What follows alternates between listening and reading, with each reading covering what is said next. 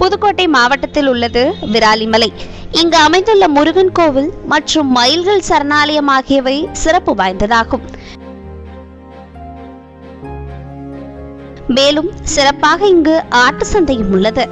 விராலிமலையில் வாரந்தோறும் திங்கட்கிழமை விராலிமலை பேருந்து நிலையம் அருகே நடைபெறும் ஆட்டு சந்தை அப்பகுதியில் மிகவும் பிரபலமாகும்.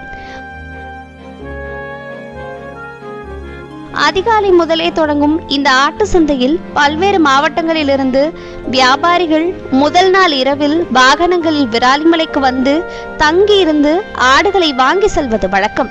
இந்த சந்தைக்கு புதுக்கோட்டை, மதுரை, சிவகங்கை, திருச்சி, சென்னை மட்டுமல்லாமல் பக்கத்து மாநிலமான பாண்டிச்சேரியில் இருந்தும் வியாபாரிகள் வந்து விராலிமலை சந்தையில் ஆடுகளை வாங்கி செல்வது இந்த விராலிமலை ஆடுகளின் தனி சிறப்பாகும்.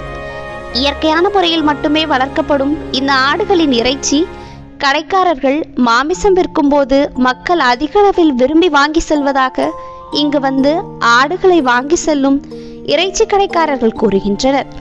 மேலும் தீபாவளி, ரம்ஜான் போன்ற பண்டிகை காலங்களிலும் திருவிழா நடைபெறும் நாட்களிலும் விராலிமலை ஆட்டு சந்தையில் கோடிக்கணக்கில் வியாபாரம் நடைபெறும் என்பதும் குறிப்பிடத்தக்கது.